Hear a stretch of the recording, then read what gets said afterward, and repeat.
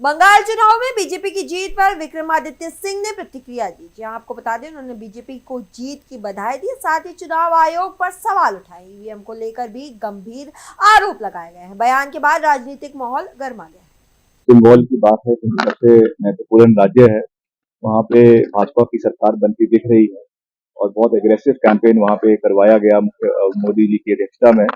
हालांकि कांग्रेस पार्टी एक national party है, पूरी हर देश में उनकी प्रेजेंस है, मगर हर राज्यों में उनकी प्रेजेंस है, मगर जो है वहाँ पे बहुत लंबे समय तक हम एक प्रिंसिपल ऑपोजिशन के रूप में भी वहाँ पे उपस्थित नहीं थे। वहाँ पे मुख्य रूप से जो है टीएमसी की सरकार पिछले 15 साल तक रही, उसके पहले 15 साल जो है वो लेफ्टिस्ट गवर्नमेंट्स वहाँ पे रही। तो निश्चित तौर से उस दृष्टि से कहीं ना कहीं हमारा जो वहाँ पे ग्राउंड प्रेजेंस था वो कम हो गया था, मगर इस बार हर सीट पर कांग्रेस ने अपने उम्मीदवार उतारे हैं। निश्चित तौर से मैं समझता हूँ कि इन द लॉन्गर रन उसका फायदा पार्टी को जरूर मिलेगा, इसमें कोई दो राय नहीं है। मगर अभी के लिए वहाँ पे भाजपा की सरकार बनी है। अब उसमें क्या चीजें निकल कर आती है, क्या उसमें जो ऑब्जर्वेशन आती है, वो तो केवल जब हमारा जो सेंट्रल लीडरशिप है वो उसके ऊपर चर्चा करेगा, डिस्कशन करेंगे, तो उसमें उन चीजों को निकल कर आएगा।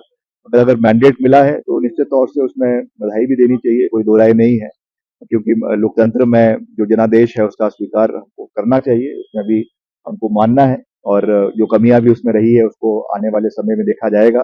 केरला में कांग्रेस पार्टी की सरकार एलडी जो है वो अलायंस में बनती नजर आ रही है, तो वो भी बहुत अच्छी बात है। और मैं समझता हूं कि जो हमारा द्राविड़ राज्य है, तमिलनाडु, वहां पे जो है जो दो पार्टी का हमेशा से एक दबदबा रहा, उसमें एक नया विकल्प उबलता हुआ नजर आ रहा है। और वहाँ पे जो नई पार्टी बनी है विजय की, उनको वहाँ पे बहुमत मिलता हुआ नजर आ रहा है। तो वहाँ की जो डायनेमिक्स है वो बिल्कुल अलग है उत्तर भारत से, मगर फिर भी वहाँ पे कांग्रेस पार्टी एक छोटे अलायंस के रूप में हमेशा से कार्यरत थी डीएमके के साथ, उस पर भी विश्लेषण किया जाएगा। और असम में निश्चित तौर से भाजपा की सरकार तीसरी बार बनने जा रही है, तो उसमें भी वहाँ के जो लोकल फैक्टर्स है, चाहे वो एसआईआर का मसला है, चाहे वो और वहाँ के जो लोकल इश्यूज है, पोलराइजेशन हुई है या और चीजें हैं, उसके ऊपर पार्टी निश्चित तौर से विश्लेषण करेगी कि क्या उसमें कमियां रही है। तो जैसा मैंने कहा कि कहीं पर विजय मिली है, कहीं पे जो है विजय नहीं मिल पाई है, तो सब चीजों का मूल्यांकन किया जाएगा और उस पर फिर आगामी कार्रवाई आने वाले समय में हम करेंगे। तो सबसे मिलेगा क्यों नहीं मिलेगा, क्योंकि हम हमेशा से एक जो है वो किसी पार्टी के साथ अलायंस में रहे, और वो भी बहुत एक छोटे से अलायंस के अंदर रहे। हमारा शेयर बहुत कम था, बहुत लिमिटेड सीटों पे लड़ते थे, उससे प्रेजेंस जो है वो धरातल के ऊपर नहीं हो पाती। तो आने वाले समय में एक लॉन्गर रन की बात है, तो उस पर निश्चित तौर से संगठन मजबूत होगा, उससे डायरेक्ट जो पार्टी की विचारधारा है, पार्टी की सोच है, वो धरातल तक पहुंच पाएगी और लॉन्ग टर्म इम्पैक्ट उसका निश्चित तौर से मिलेगा, पॉजिटिविटी के साथ मिलेगा, इसमें कोई दो राय नहीं है। बट जैसे मैंने कहा कि आज की अगर हम परिप्रेक्षा में बात करें, तो वहां पे भारतीय जनता पार्टी की साफ सरकार दिखाई देती हुई बन रही है। और मैं हमेशा स्पष्ट बात कहता हूँ, जनादेश उनको मिला है, तो आज के लिए, आज की जीत से जो है उसके लिए उनको बधाई।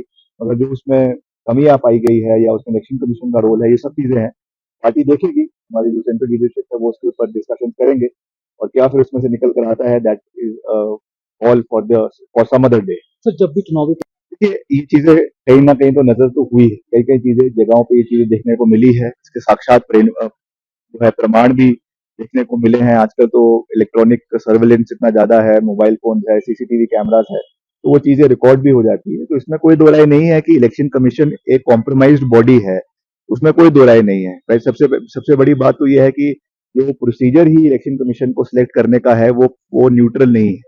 जिसमें एक बारी पहले जो है चीफ जस्टिस ऑफ इंडिया होते थे, उनको हटाकर उसमें गृह मंत्री को डाल दिया गया है, प्रधानमंत्री को डाला है, और साथ में विपक्ष के नेता को डाला है। तो मेजोरिटी हमेशा से वो सरकार की ही होनी है, तो निश्चित तौर से वो सब चीजें हैं, इन लार्जर पर्सपेक्टिव में वो सब चीजें काउंट होती है और उसका इम्पैक्ट पड़ता है, इसमें कोई दो राय नहीं है। मगर जहां तक परफॉर्मेंस की बात है, उसमें अगर कोई कमियां रही है तो उसका भी विश्लेषण होना चाहिए, होगा। और मुझे विश्वास है कि लॉन्गर रन में इसका फायदा निश्चित तौर से कांग्रेस पार्टी को मिलेगा, इसमें जो है वो कोई दो राय नहीं है। चुनाव आयोग मैं ये कह रहा हूँ कि बहुत से अस्पर्शंस जो है वो चुनाव आयोग के ऊपर लगे हैं, बहुत से उनके उनके उनके कार्य प्रणाली के ऊपर क्वेश्चन मार्क लगे हैं। ये बात आज मैं नहीं, पूरा देश इस बात को कह रहा है। जितने भी इंस्टीट्यूशंस है देश के अंदर कहीं ना कहीं कॉम्प्रोमाइज हुए हैं और वो चीजें आज जनता के सामने है। तो इनकी जो न्यूट्रलिटी है, इनका जो एक अबव पार्टी लाइंस काम करने का एक इंस्टीट्यूशंस का एक गरिमा रही है, वो कॉम्प्रोमाइज हुई है over the period of time और वो सरकार द्वारा किया गया है।